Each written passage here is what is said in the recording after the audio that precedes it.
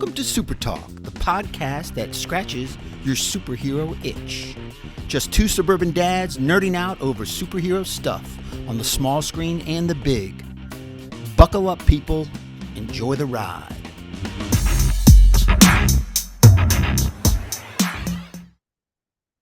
Welcome to Supertalk, the weekly podcast dedicated to news and reviews of comic book media on the big and small screen. This is episode 141. I'm your host, Brian Professor Pettis, and with me, as always, my illustrious co-host, Titanium Tony Estrella. Titanium?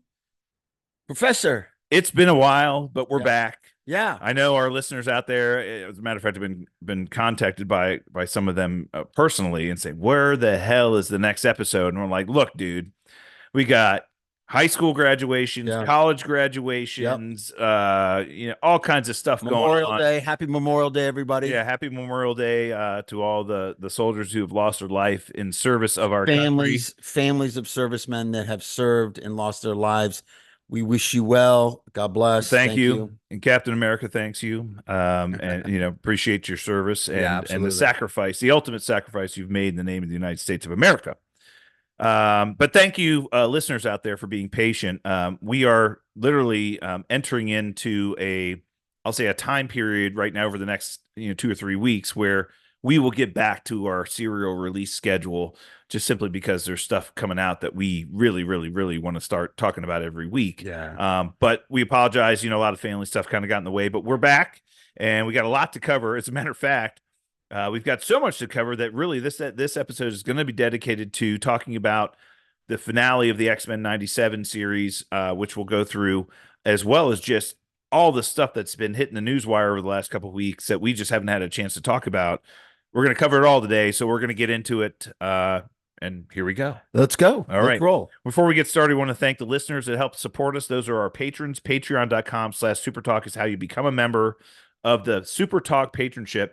Really helps us out if you want to become a member. Patreon.com/Supertalk is how you become a member of the patronship. So thank you very much to those listeners out there that support us directly. All right, let's get into the review section, and this is where we're going to really talk about the final 3 episodes of the X-Men 97 series on Disney+. Tolerance's Extinction was the name of the last 3 episodes. Really was a serial story that they had been building up to the entire season.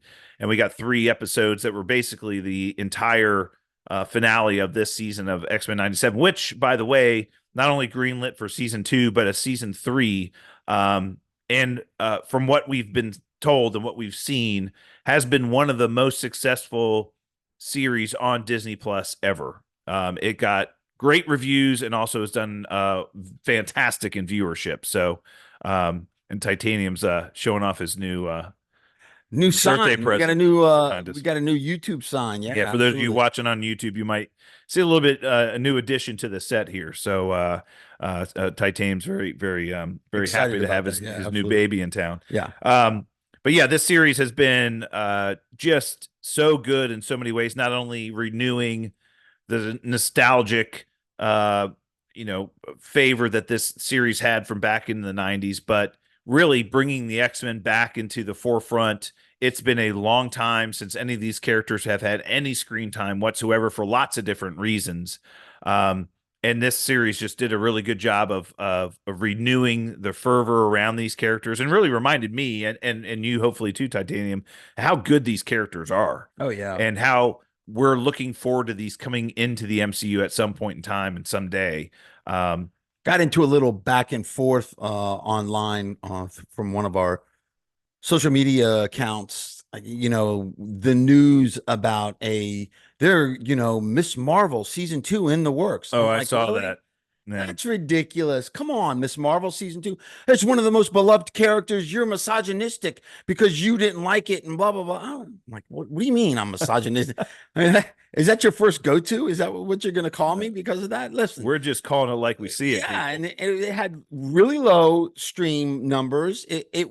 She's adorable. The character's great, but it's not a main character, people. Stop trying to put her in a main character. I would like to see a Storm series. Right? Well, again, there are many characters from the X-Men team that could warrant their own series. Right. The question really Disney should be asking themselves is, do we refresh and renew a new season of a character that did not perform very well when she was given her own series, did not perform very well when given a part in a major motion picture? Should we roll it right back? And as you experienced in with social media, the people that loved that series, that adored that character, that love Aman Vellani, that really they are diehard. Yeah. And they're like, oh my God, please, I can't wait for the next season. Yeah. Yet so many, and again, I'm going to judge this based on people's views and people's, support of this character in the audience, the places that we've been able to support this character doesn't warrant this by far. No.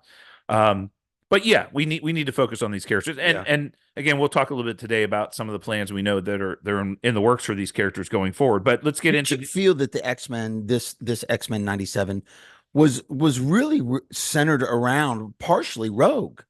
Am I wrong? Oh yeah. Right? I think they definitely chose to focus a lot of time and attention on specific characters, and I did think Rogue got a lot of screen time, which is great. She's a fantastic character. Great character. And we've mentioned this before, the very evident need that the company has to promote strong female superhero characters. We know that that is part of their mission. They've made it clear to us as an audience. And as I mentioned before, many of the strongest female characters that we have in the Marvel Comics universe were X-Men characters, which they either chose not to leverage or had no chance to leverage yet. So Rogue's a great example of that. Storm, a great example of that. Great example. Right? Yeah. But yeah, those two characters, I think, probably got the most screen time of any of the characters. Even apart from, Cyclops and Jean Grey, who were, two of the originals. And personally, I think, besides that one episode that we'll get into in a minute, personally, I think Wolverine took a back seat. Absolutely. During this whole season. Absolutely. Backseat during this whole season. And that's okay for me. I mean, I'm okay with that. I mean, as well as much as he's one of my favorite characters ever, I think making him the forefront of this series probably would have been a mistake. It would have been easy for Marvel, but I think everybody knows who Wolverine is. Yeah. Everybody knows what that character brings to the table. I mean, Hugh Jackman, played that character and is continuing to play that character for years. They needed to promote the other characters much, much more, knowing that they would be coming to the big screen at some point in time. So let's get into it. Yeah. So Tolerance of Extinction is based on a comic book series. So what Marvel did here, and I kind of love it, they drew from a couple of different comic book storylines to make these episodes. And they also changed some things that were in the comic books, which, as I've said in the past, as much as I'm a comic book fanboy and have a lot of history in these comics, I'm okay when they make changes if they make sense. A lot of the changes they make because they made because they fit better in the story, and some of the changes they made because they were more modern and would be the way that they would have written it today had they written it today. So I'm okay with that. But there were two big comic book runs that were in the X-Men comics. One was Operation Zero Tolerance, which I have a comic book from that series here that really centered around the Bastion character, which we learned a lot about in these episodes. And the other one was Fatal Attractions, which was another series that they did across the X-Men comic books. And again, back at that point in time, there were, I want to say, 4 core X-Men titles. There was the Uncanny X-Men, which was a separate title, X-Force, and X-Factor. They basically had 4 core titles, and they each played a role in that Fatal Attraction storyline. And that was really about Magneto and Asteroid M, which we'll kind of talk about where they drew from there. But Operation Zero Tolerance, we knew leading up to episode 8, and they teased at the end of episode 7, the character of Bastion. And again, in the comic books, in the history of the comic books, that character was a meld of Master Mold and Nimrod. So Nimrod is a sentinel from the future. So if you guys remember the X-Men Days of Future Past movie Yeah. that came out, Mhm. they talked about the ultimate kind of type of Sentinel had evolved, and the story from the comic books, there was a Sentinel called Nimrod who was from the future, came back into the past to kill the X-Men before they threatened humanity in the future. Well, Nimrod and Master Mold merged to create Bastion, and there was this big, long comic book run of the character. In this edition, we learned in episode 8, Cyclops, Jean Grey, and Cable end up going to the city of Harmony, Pennsylvania, to find out who this Bastion character is and what he's all about. Right. Go to his childhood home, meet his mother. Yep. We find out that they've changed that story somewhat, and we find out that his father, so Nimrod was the Nimrod Sentinel, was destroyed in an episode of the X-Men animated series in the original series, that Bishop was in, and Wolverine and Storm. It was a Days of Future Past episode, and Nimrod was in it. He was destroyed. Well, we found out that when he was destroyed, a little piece of him ended up embedding itself inside of Bastion's father, and changed his DNA so that when he sired Bastion as a child, Nimrod's kind of code had woven its way into him as a child. He's somewhat of a mutant, right, Bastion? Yeah, and that was one of the big retcons. And he manipulates technology. He's a technomorph. Yeah. Or technopath specifically. One of my favorite things about this, sorry to interrupt you. It's one of my favorite things about this show is the layering of villains and bad guys has been outstanding, right? They've had a ton of them on this. Master Mold, Trask, then Dr. Sinister, Mr. Sinister, and then Bastion. I mean, it just Mojo. That's really a great Rogues Gallery. It's a it really is. And they've used a lot of them, and there's a big one which they didn't use this season that they teased at the end of the season, which we'll talk about, but they kind of hinted at it at some point in time. But we find out that Bastion was born a mutant, and Professor Xavier had actually gone to their house to recruit him to be one of the original X-Men. And he was a technopath. He could speak to machines, and that was his power. Well, fast forward several decades, right? And now he has a lot of the knowledge he has of the future came from the Nimrod kind of, I'd say, technology that is part of his body now. He knows that in the future, mutants have become so prevalent that, they're now being, some of them have been put into slavery, and they're but only the Sentinels were able to quell the threat that the mutants had. So he's here to destroy that threat from ever becoming a threat.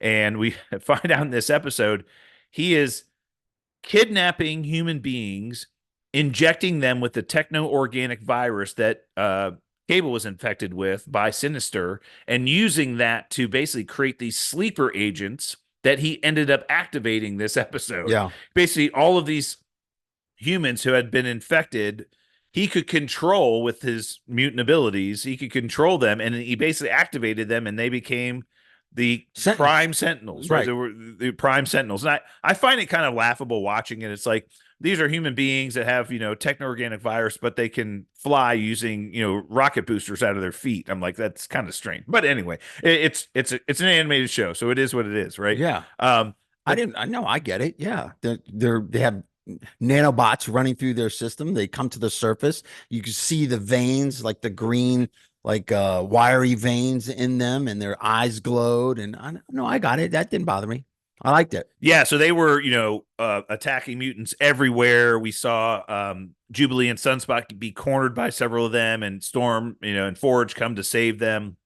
And then a ton of them are chasing Cyclops, Jean Grey, and Cable, and looks like, they're completely outnumbered. As we mentioned in the previous episode, Magneto had been held captive by Bastion because he knew how powerful he was and how much of a threat he would be to his electronics, plans, right, and all the technology. And so Valerie Cooper, who was somewhat working with them, but then realized how bad they were, ended up freeing Magneto And once he's freed, he flies up to the North Pole and sets off this massive electromagnetic pulse across the entire globe, shutting down all Everything. electricity and all anything mechanical. And all of the Prime Sentinels basically, fall, and become deactivated because of what he did. Which is a massive threat on its own, because now not only has a mutant done this, but it's created a problem that there's no. It's crippled the world. It's crippled it completely. And at the end of the episode, so the Xavier's mansion had been attacked by the Prime Sentinels as well. And when they all were disabled, a spaceship flies in, and we see Professor Xavier has returned home. Yeah. So that was the kind of the big ending to episode 8.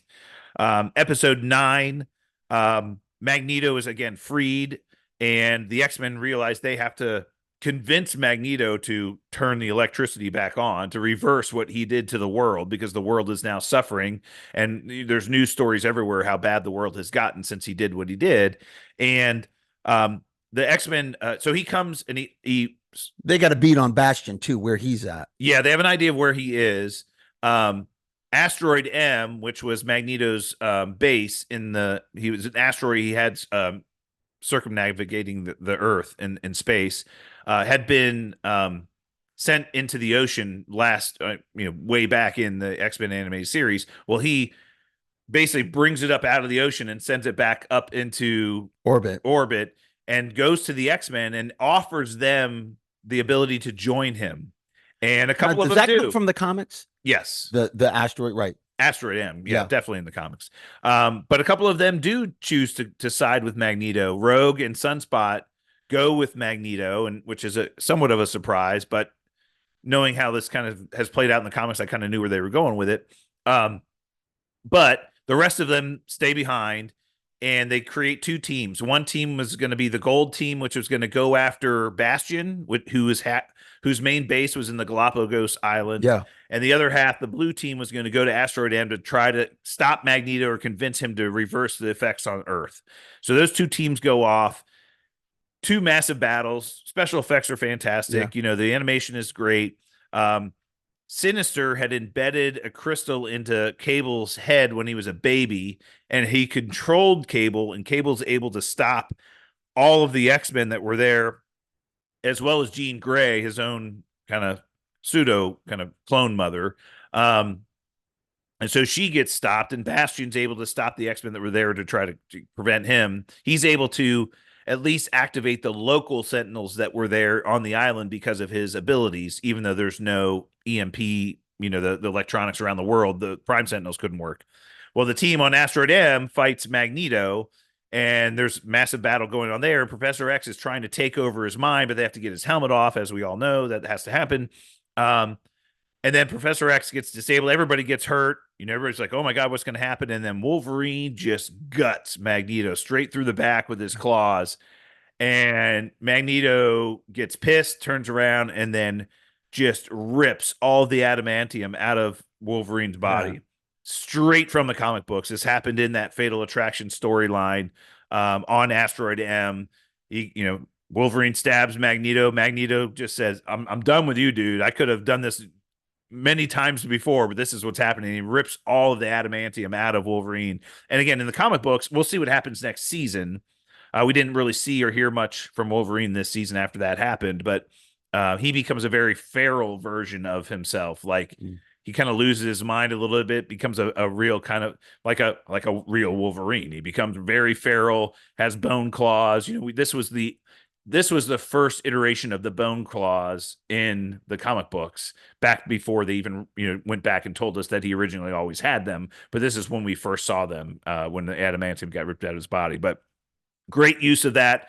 Big shocking ending to that episode when that happened. We all kind of knew it was coming, but that was great.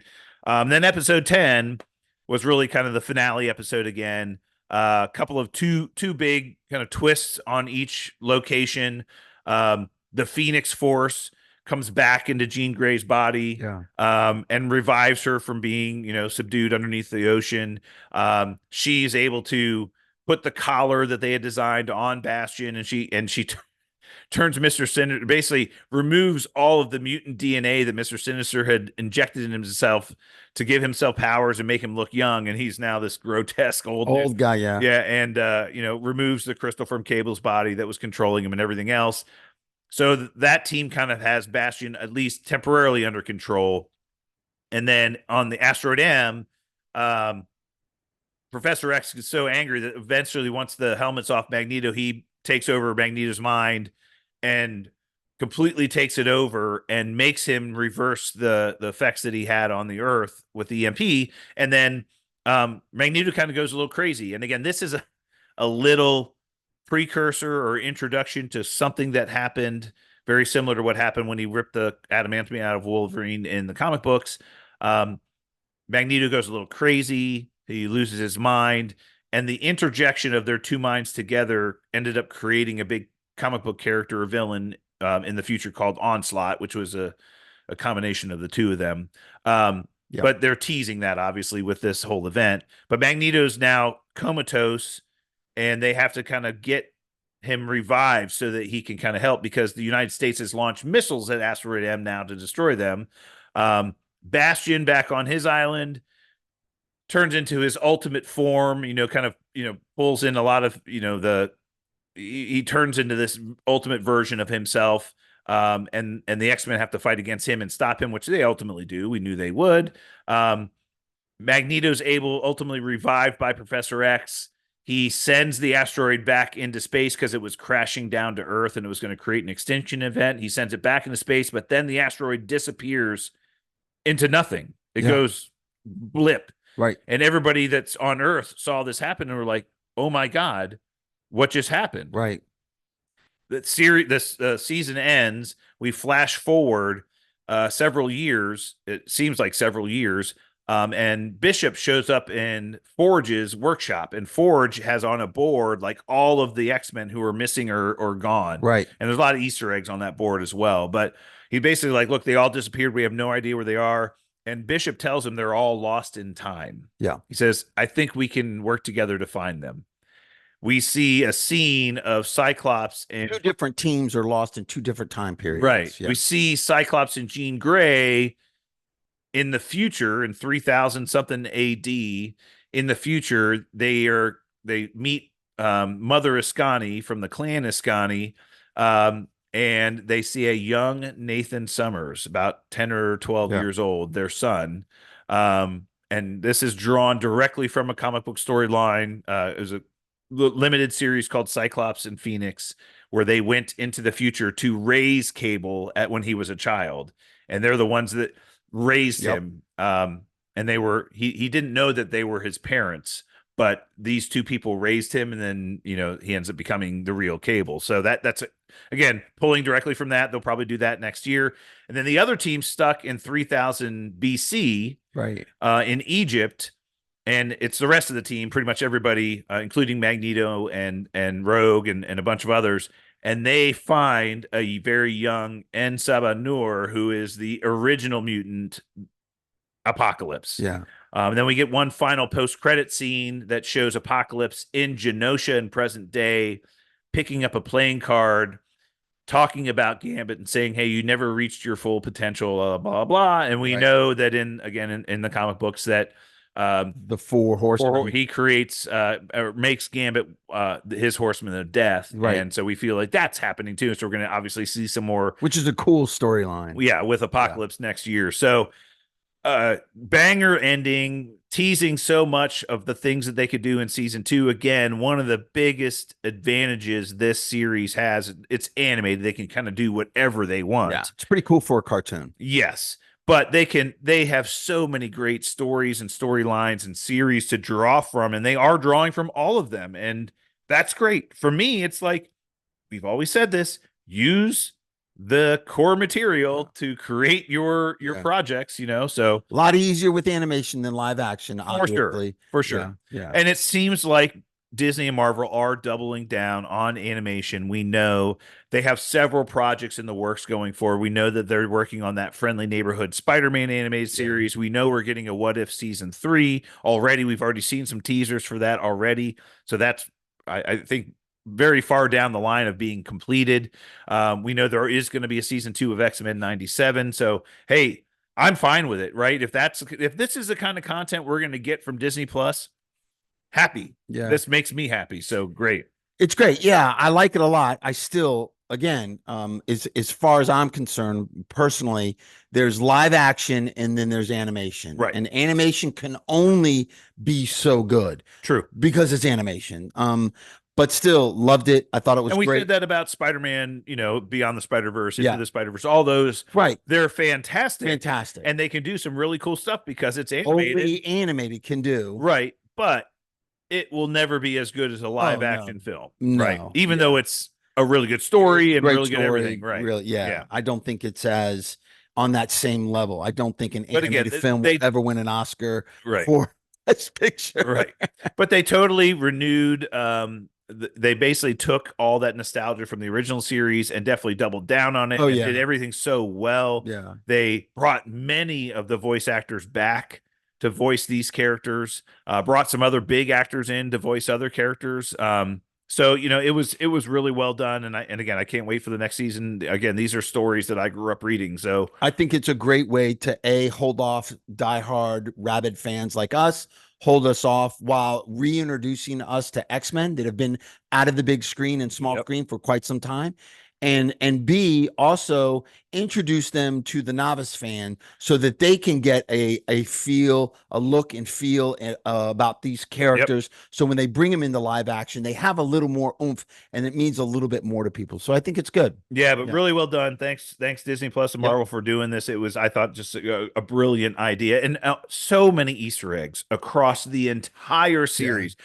We saw Hulk, we saw Captain America, we saw Spider-Man, we saw Doctor Strange. We saw everybody that you could imagine. And again, they have that whole breadth of characters to draw from if they want to, right? We saw Iron Man these episodes, and it was great. Yeah, it was kind of cool. Yeah, very cool. All right, well, let's jump into the news section. Again, we're only going to focus on some news items this week because we've got so much to talk about. So we want to thank our friends over at Studio GG Studios, home of the Mayman Corn on the Cob, for supporting the show. Really appreciate everything you do for us. Studio G. All right, so lots of things to talk about. First and foremost, announcement from Marvel this week that Vision Quest, the series, the much rumored series centering around the White Vision version of Vision that we saw at the end of WandaVision, which, hard to believe, over 3 years ago now, which is crazy. I think WandaVision came out in January 2021, but now that White Vision that kind of just flew off into the sky, we never saw or heard from again, has been out there. We never even saw it in Doctor Strange and the Multiverse of Madness or anything like that. We don't even know where this character is. Well, they've talked about reviving that character in a special limited series on Disney Plus called Vision Quest, and they are moving forward that now. We did get confirmation they're moving forward that now. It's been officially greenlit. They hired I think that's a mistake, but I do. They hired Terry Matalas as the screenwriter. This is the screenwriter that wrote Picard's season 3 for Paramount Plus. If you are a Star Trek fan, or if you watch any of the Picard series on Paramount Plus, season 3 was easily the best of those 3 seasons that they did. And he was the one who penned that season. The episodes are scheduled to be released in 2026. So again, they're in the writing stages now, and they're planning on filming and doing everything, and it will be released in 2026. We also heard that a Nova series is in development, and this Nova series would include the return of Thanos. So we will get kind of an origin story around the Nova character, which would center on the fall of Xandar, which we never saw in Avengers Endgame, right? When Thanos first showed up in the beginning of that movie, he already had the Power Stone, which we knew was in a vault on Xandar. So he invaded Xandar. He said they decimated the planet, and we believe that invasion and the decimation of that planet by Thanos will be part of this series and give us the introduction of the Nova character. Richard Rider. We're hoping. Yeah. I think eventually. I think we might see both versions of Nova, but. Well, I think it would be smart to introduce a Earth-based Nova, street-level type Nova. I think that would be smart, as opposed to Richard Rider being the cosmic, worldly type space hero and then a Earth-based Nova would be great. Yeah, we'll see. So, but again, we know that that's in the works as well. I think it behooves Marvel to, and look, this is one of the things I think you and I agree upon when it comes to characters like Ms. Marvel. I don't mind when they take a chance on a character and say, hey, let's give this character a series. This character might resonate with the audience. And they take a chance. And if it doesn't resonate, well, we really don't need to do much with that character anymore or whatever. I'm fine with that. Hey, you did supporting character, put them on a team. Whatever. You've said it 100 times. She-Hulk, great example. Do I need a She-Hulk season 2? No. Would I mind seeing She-Hulk on a team somewhere? No. I would love to see She-Hulk on a team somewhere. Yeah. Right? It'd be great. Yeah. That being said, I'm okay with them taking chances on these characters that they want to introduce to the audience, build some, history around, and garner some support. And if those characters end up showing up in movies or television programs going forward, great. But if they're super popular, then maybe they get their own movie or they lead a team or whatever it might be, right? Well, we know Wonder Man has been in development forever and ever, and then there was a tragic accident in the production of that. So one of the set designers fell from a scaffolding and unfortunately lost his life. But I haven't heard anything. I did hear that is back on track. Okay, and is scheduled to be released sometime in 2025. Okay. I don't know why. Right. Like that is something that I like. White Vision, Wonder Man, Ironheart. These are series. Even I'm a little skeptical about the Nova series. I just don't think they've done those series right lately. The only one I'll kind of question. I think Wonder Man could. I think first of all they missed a boat big time because Wonder Man has a long-standing history in the comic books, has been around since the 50s and 60s, and they could have used that character a long time ago and chose not to. And again, we've discussed this before in the show. Wonder Man was a really big part of the Vision character's history, in where the personality for Vision came to be was based on Simon Williams' Wonder Man's brain patterns. And so when Vision fell in love with Wanda, it was primarily because Wonder Man and Wanda were a couple before. And so that those feelings kind of bled over into the android. So they missed a lot of the boat with a lot of that. Whether they do anything with that going forward, whether Wonder Man and Vision Quest kind of merge just on sunset, so the way that Vision gets his memories back, or West Coast Avengers. Yeah, who knows? Yeah. We don't know this. So Wonder Man, I don't necessarily. I agree with what you're saying is that we're focusing on characters that aren't core primary characters, but Wonder Man has a big history. I'm not saying he's core primary character, but there's a lot of history there they can draw upon, and who knows what they do with it. From what I've heard and what I've seen, that is back on track. Like you said, they shot most of that series already. It was pretty much mostly in the can. They just needed to finish it. I think it's back on track and scheduled to be released, if not late next year, early 2026 is what the rumors are now. Big announcement last week. Tickets went on sale for Deadpool and Wolverine. We got another final trailer for the movie, a few more scenes. We are now and again, we're 2 months away from this movie being out. And it is like promotional period, times a million. And I believe ticket sales have gone very well. AMC Theater said it was the #1 selling R-rated movie for pre-sales ticket for opening night. All time. I think it goes beyond AMC. I think it's the highest R-rated pre-sale ever in the history of pre-sales, right? Yeah, it did pretty well. So we'll see. Has been doing pretty well and will continue to do so. I think so. I think so. Yeah. And there's a lot of woes at the box office. We can get into that if you want. Furiosa did not do well this Memorial Day weekend, and they were expecting that to be huge numbers. It was probably one of the lowest grossing box office movies in the history of the Memorial Day weekend. Yeah, I mean, this is normally a gold mine. And that movie's great. I saw it. It is spectacular. It's as good, if not better, than Fury Road. I liked Fury Road a little bit better because it was so fresh, and I love Tom Hardy. But Anna Taylor-Joy does a magnificent job, and her backstory is so interesting. And Chris Helmsworth steals the show. He is a spectacular, crazy wasteland villain. But getting back to, I got off track. Well, Chris Helmsworth, he's Thor, so that's kind of in our wheelhouse.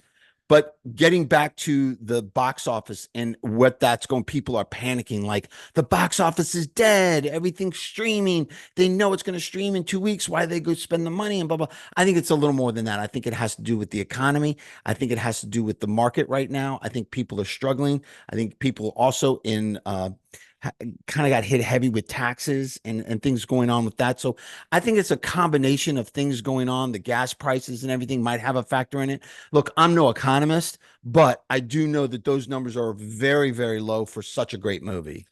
Yeah, Memorial Day weekend is typically I mean, it's a race for the studios to grab that weekend because they know it's basically look, it's a effectively a 4-day weekend because people take off so early on Fridays, and they're going to get some bodies and seats that weekend for great movies. And a lot of the Marvel movies tended to release a week or two in advance of Memorial Day just to avoid the clutter of that weekend. Right. But they benefited from that weekend in their box office, knowing that, hey, we'll release it May 6th. Yeah. Knowing that we'll get Memorial Day in a couple weeks and it'll be a carryover effect, right? So collateral pump up. Yeah, right. Absolutely. But yeah, I mean, not good news. But hey, this again, pre-sales for this movie, I mean, again, we've said this. Ryan Reynolds is just a marketing genius.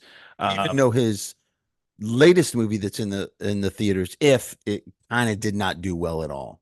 So If was kind of a bomb too for Memorial Day weekend.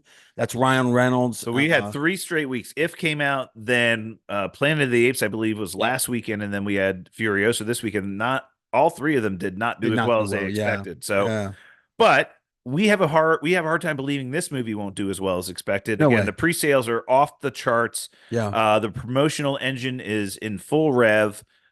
We will continue to see, mini bits and ads and everything else. I, hope to God. I mean, you and I have so much to navigate to watch this movie. So much. It's going to be difficult. We're going to be in Comic-Con in San Diego, California, the week it comes out. We are flying to San Diego Thursday, the 26th, which is the 25th, the day the movie is released. So by the time we land, there are going to be people that have watched it, and then we're going to show up at Comic-Con on Friday morning, and a good portion of the audience there is either going to have seen it or has plans to see it. So we are really scrambling to figure out how we're going to see it and when we're going to see it. And we've got some plans. I don't want spoilers. That's the big That's the thing. I don't want to be in Comic-Con and everybody talking about it and telling us what happens. And I mean, talk about trying to go dark. I mean, that's like impossible. It's impossible. Yeah. So we'll figure it out. But we're at the Nerd Super Bowl, Comic-Con, the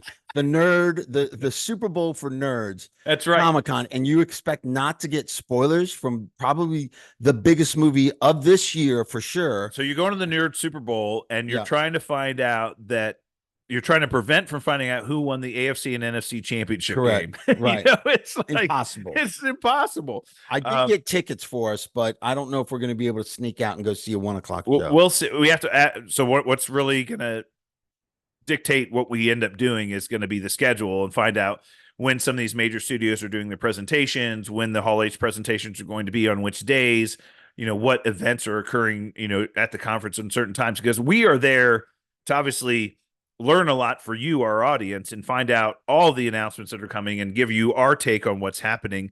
But we want to also, experience Comic-Con for our first times. Oh, I mean, we've never been there. We're fanboys. Yeah, I know. I mean, well, fan old men. We're fan old men. Right. So of course we're going to live in the moment, but we will be posting. Yeah. Cool. So another big announcement from Sony a couple weeks ago, they made an announcement that they are moving forward with a Spider-Man noir live action project starring Nicolas Cage, which will air on Amazon Prime. This character, most famously, became notable in the Spider-Man Into the Spider-Verse movie with all the different iterations of Spider-Man that had kind of came into that movie. Spider-Man Noir was one of them, and it was voiced by Nicolas Cage for that movie. There was enough interest in that character that they felt, hey, we can do a live action project with Nicolas Cage. So I mean, this can go either way. In my book, it can go either way. Look, I when you said that, when you kind of told me about this and we're chatting about it, I'm like, my hopes are not high. No, because Sony's doing it. Yes. And look, the track record of Sony doing stuff on their own recently, I thought obviously they took a big chance with Tobey Maguire, and what they did with the original Sam Raimi versions of Spider-Man did very well. And we're thankful they did it. Rebooted it with Andrew Garfield. I thought both those movies were very good. Yeah. I was disappointed when they recast him, as a matter of fact, because I was looking forward to where they were going with it. Yeah. And then they decided to just hit the reboot button. But then everything they've done with Spider-Man since has been in cooperation with Marvel. Yeah. With Marvel Studios specifically. Yeah. Everything they've chosen to do on their own has been Marvel. Terrible. No. Everything that they've done on their own has been terrible. Oh, of course. Morbius. Again, Madam Web. Morbius was okay. The Venom movies, which were movies were mid. Yeah. Yeah. Madam Web was a disaster. I don't care. Come at me. At me. Another big announcement. I don't care what you say. Another big announcement in relation to this. Yeah. Kraven the Hunter has again been delayed. Yeah. Already delayed once. Now it's been delayed again from August to December. Yeah. Speculations on that? Massive rewrites. I think so. Massive rewrites and massive reshoots. I think so too. And they didn't say that. No. But look, when we first saw that trailer, what was our original take? Anti-hero. You're making Kraven the Hunter, one of Spider-Man's biggest villains, a good guy. Yeah. It's the same downfall that Black Adam starring had. The new James Bond, by the way. Yeah, that's great. Anthony Taylor Johnson. Yeah, I like him. Great actor. But man, you got to just go full on bad guy.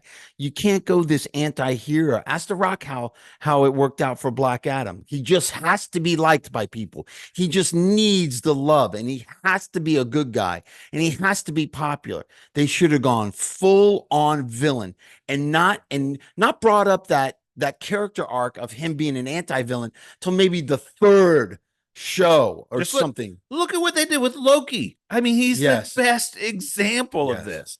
Was a bad guy in the Thor movie, was a bad guy in the Avengers, and then only over time did he redeem himself and become someone. Even in Thor: The Dark World, faked his own death so his brother wouldn't know he died. I mean, this is not a good dude. And over time through the Loki series, we've seen him redeem himself, and now he's, obviously become a very different character. But yeah, let the character be the character. Agreed. And I hope, and again, it's been delayed, and our hopes for this movie were not high to begin with. So again, we'll see in December. We'll talk about it, I'm sure.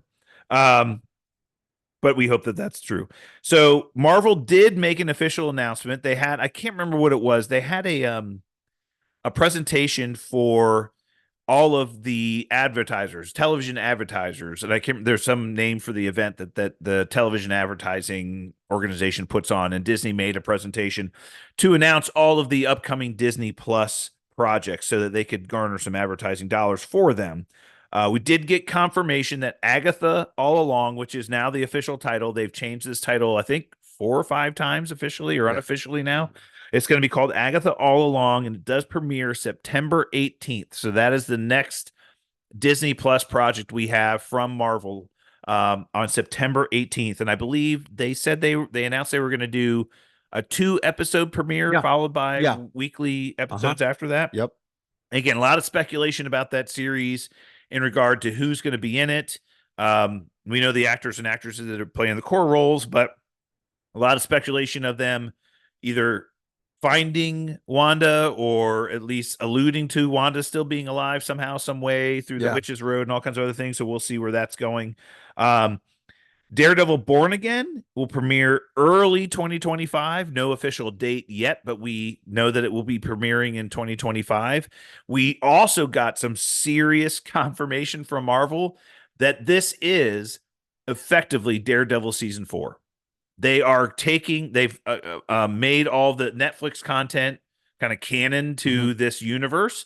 And now this is really what happened after Daredevil season 3. This is Daredevil season I think 4. it's great because they now, instead of rebooting it completely. and yeah, exactly. Which I think is great. Continue that storyline, but open up his world to different characters and his relationship with other superheroes or whatever street level gangs. Right. And Marvel has talked about, Daredevil We being know the one of the Kingpin plays core, yeah. and Kingpin being core to this street level version of the Marvel universe that they're trying to build, Yeah. including Spider-Man. And that's Marvel's plans, or at least hopes, for Spider-Man 4 were to make it more of a street level movie and bringing in characters like Daredevil to kind of support him. So that would be great. Again, we know that Karen Page is back. We know that Foggy Nelson's back. We know that Punisher is back. There's a lot of we're hoping that Jessica Jones, we believe she's coming back at some point in time, but it will be a 9-episode run in early 2025. Opposed to 18 or 12 or something. Right. Well, I think they might be doing two seasons, like, split season. Will they do 9 beginning of 2025 and then do a second half in the later half of 2025? We'll see. We'll find out where the real story is. Hopefully we find out in San Diego, right? Yeah.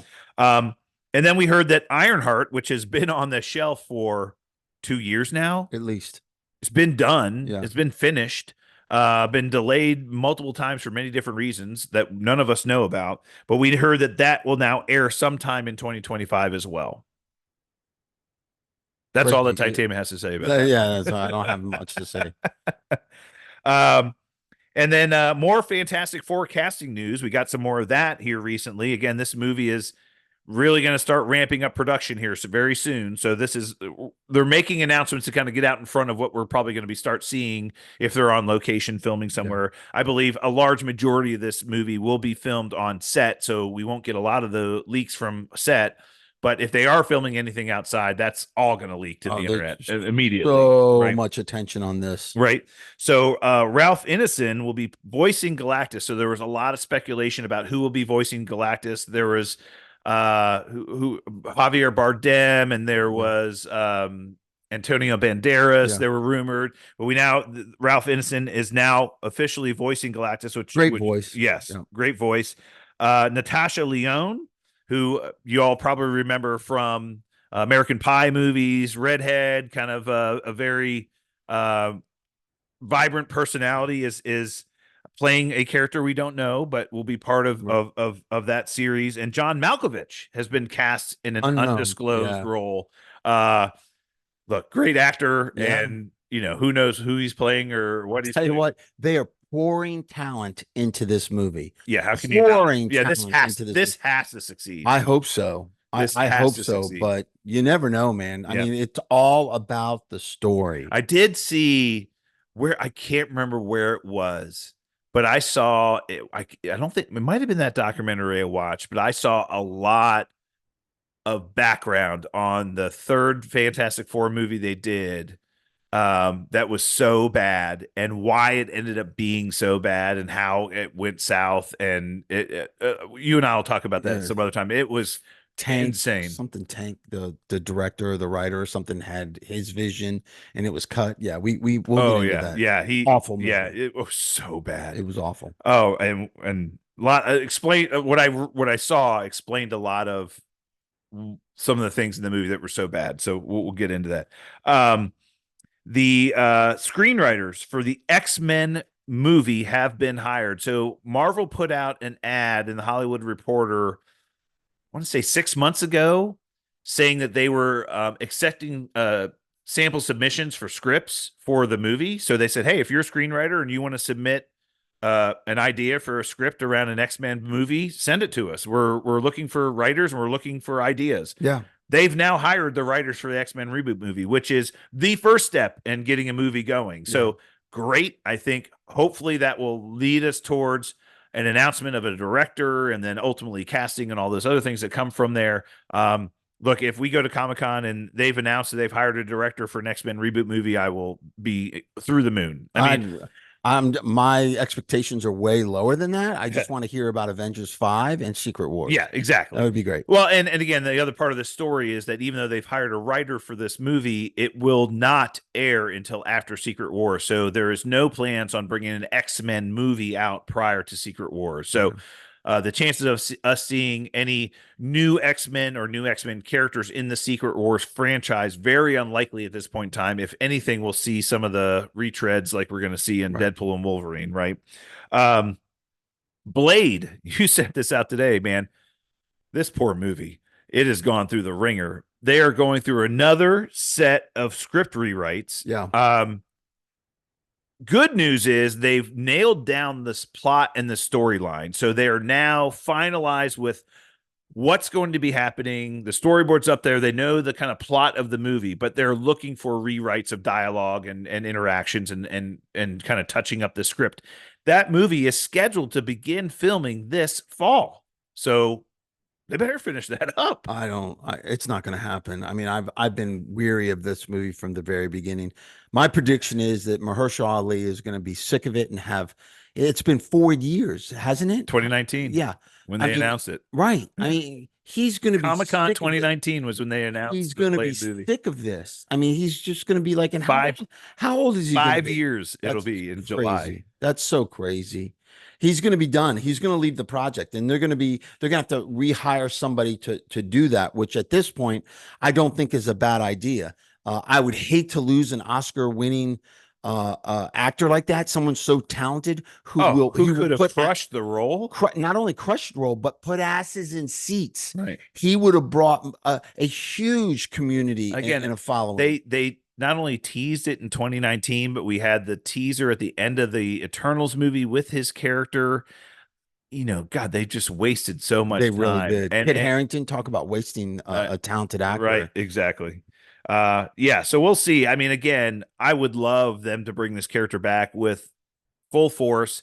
You and I've discussed this several times on this program about our desire to see them move towards a Midnight Suns edition or kind of part of the MCU that's really focused on the supernatural. Yeah. It's got so many great characters now. Part of the problem. Like, how do we introduce vampires and this supernatural aspect to the MCU and make it coherent and actually congeal with each other? I think Moon Knight is the key to that. I think he's the catalyst to the key to that underworld. But again, this movie I'm not excited about anymore at all. Look, if we get to, I'll say, if they choose not to talk about this project at Comic-Con, that speaks volumes. Agree. If we hear some things about it, that tells me they're dedicated to making it work. If they bring it up, they say, look, this project's been delayed many, many, many times for many different reasons, but we're back on track. We are going to start filming in, I believe they said it was like New Orleans or it's New Orleans. Yeah. We're going to start filming this fall. That tells me a lot. If Kevin Feige's on stage and says that tells me a lot. Yeah. Okay. But if they say nothing about it, that's a problem. That also tells me a lot. Oh, sure. Right. So one of our favorite actors, one of our favorite villain actors, and unfortunately, some of the best villain actors out there seem to be getting recast, and even some of the best hero actors are getting recast. And the same actors are being cast in all these roles now. But Giancarlo Esposito famously played the leader of Vought in the Boys series, and then famously played Moff Gideon in the Mandalorian series, has joined the MCU in an undisclosed role. Now, when his name was announced as now being hired by Marvel, of course, the rumors are flying everywhere, and there's, fan art out there of everywhere. There were rumors that he was going to be recast as Kang, which I don't think is unlikely. Yeah. I think that from my perspective, number one, there's two things they could do with that. One, it would be a home run. He would be an awesome Kang, by the way, in my opinion. And if they did it so like, oh, he's just an older version of, Jonathan Majors Kang. He's just like an older version. He's the Beyonder version or whatever. That would be awesome. So I don't think that that's unlikely. I think that would be really cool. And they could really save that character. Mm-hmm. And maybe even in Avengers 5. He mentioned on his Twitter that his character will be teased originally, and then he will have his own series. Right. So all kinds of rumors and speculation out there. No idea. Dr. Doom? I hope not. I really do. I hope not. Yeah. I don't see him as Doctor Doom at all. No. At all. I agree with you. From Middle Europe, Yeah. a European. Yeah. Yeah. Yeah. I don't know. Yeah. I get you. Yeah. So we'll see. But a great actor, Great and actor, if and right role could do very well. anything. Yeah. James Gunn has confirmed. So he Speaking of, teased. I'm sorry. Go ahead. Speaking of him, Bryan Cranston has also been rumored for a role at MCU. He's had several meetings with Marvel. Really? Yeah, Bryan Cranston, and some are speculating maybe Mr. Sinister for Bryan Cranston. He would be a good Mr. Sinister. He would be great. Yeah. One of his speculations was that I don't want to play a character that's already been introduced and played by somebody else. I don't want anybody. I want to I don't want to retread. Right. He doesn't want to. I don't play Magneto or something like that. He doesn't want to be like, oh, the Joker when that Joker was this Joker, and that kind of thing. He doesn't want that. Okay. Well, that'd be cool. That'd be cool. Again, we'll see. Bring in all the Breaking Bad guys. Yeah, exactly. James Gunn teased a Lanterns series on HBO Max when he made his big announcement about the reboot of the DCU last year. He has now confirmed that the Lantern series is in the works and it will be coming. So there's no more like, oh, well, we're not doing that. Right. So they are doing a Lantern series. And I believe the original premise behind this series was it was going to be Hal Jordan and Stewart, something Stewart. What's the other Green Lantern's name? John Stewart. And Hal Jordan in kind of like a buddy cop, True Detective style series. Yeah, that'd be great. Green Lanterns. That'd be great. He said it's in the works. So he confirmed this project now, which is great. Yeah. I mean, again, Green Lanterns, fantastic. Look, as much as Ryan Reynolds wants to clown on his own movie of Green Lantern, I didn't dislike it at all. I didn't either. I actually enjoyed it. I thought it was great. Yeah. I mean, it was really unusual. It was I thought it was pretty creative. It had its moments where cringeworthy moments. Yeah. But not as bad as he clowns. No, he clowns on it so bad. But I thought it was actually enjoyable. It's good to see James Gunn getting back into it. And there was an announcement about Supergirl, Woman of Tomorrow, starting to film next year. Okay. Yeah. So, and we know they're full force on finishing production for Superman Legacy right now. Yeah. So I mean, they've been doing that for several weeks now, and I think we'll see some stuff. We're going to see some stuff in July. I hope so. Yeah, I mean that would get a teaser trailer at Comic-Con. I mean, Superman? How crazy would the audience go? I've said this. I think we've talked about it before.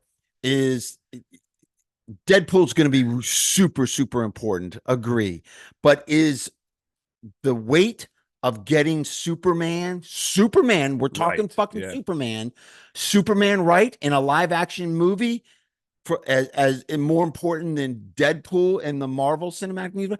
Deadpool, I think it's apples and oranges, right? There's still fruit, but there's so much more, I think, on Superman. He's number one. He's rebooting the franchise with a number one A-list character, and which Deadpool is not. I think the reason why Deadpool and Wolverine is so important is because of the history of Marvel the last couple of years with all of their stinker projects. They're less than lackluster projects. They need a home run. They need to get the support of the fandom back that they used to have. They just had overwhelming, watch whatever you guys put out, regardless of how good or bad it is. Now people have lost faith. That's what that Deadpool needs to do. Correct. But Superman Legacy is rebooting the DCU into the DCEU now, and they are now really expecting this movie to launch the future of what they're doing there. And if it bombs, can you imagine? How are we going to feel about the next 5 projects they have on? Who's going to go see them? I think that, which in some ways, you and I've talked about this, Titanium, like Man of Steel, the Zack Snyder Man of Steel, one of my favorite comic book movies of all time. Same. I love that movie. I know. And so many people hate Zack Snyder and hate what he did and this and that. There's so many negative, toxic people. By the way, Rebel Moon, horrible second. I haven't even seen the second one. So bad. I heard it was so bad. I have not even watched the it. first one. I liked. I thought it was good. It was entertaining. Yeah. And then the second one, I was excited to see how this ends. Oh my God. I've heard it was really bad. Zack I haven't Snyder, watched it yet. Yeah. Okay. Yeah. But Man of Steel, phenomenal. Awesome movie. Yeah, it was a great movie. And it set up what could have been so awesome. Yeah. And it kind of just went downhill from there. Yeah. I think Man of Steel, arguably the best movie of the DCEU. Ooh, see, I would throw Wonder Woman in there. I think Wonder Woman was. I thought Wonder Woman was good. Yeah. I thought Man of Steel was better. I Russell love Man Crowe, of Steel. in Yeah. you know, sliding the walls and shooting people out of space. Yeah. Yeah. Oh, so good. Yeah. Anyway, we're pontificating now. Yeah. And our final announcement for the day, The Boys. Let's fucking go. Let's go. Released their full trailer of the season. It will finally be released on June 13th. I believe they're doing the same thing which they've done with many of the series. They have 3 episodes to launch the series, and then serially after that, they'll have 1 episode each week after that. But we're going to get 3 episodes on the 13th of June. Everybody cannot wait for this new season. It's crazy. And the teaser trailer was so good. Yeah. Even people that hated Gen V was like, I'm just going to wait for The Boys. And a couple of the characters were in The Boys. I saw it. Yeah. Yeah. How good is that going to be? I know. I can't wait. That's going to be good. We're going to be all over it. People stay here. Yeah. That's one of the reasons why you'll be hearing a lot more from us, is because when that series drops, holy crap, we're going to be here every week talking about it. We're going to have a lot to regurgitate. That's for sure. All right. All right, Professor, let's ring the bell. Great class today. All right. That was it for us this week. Until next week. We'll be back next week for more Super Talk. To get in touch with us on social media, hit us up via email, supertalkpodcast at outlook.com or at supertalkpod on Twitter. Until then, stay super, everyone. Corner on the top, the man.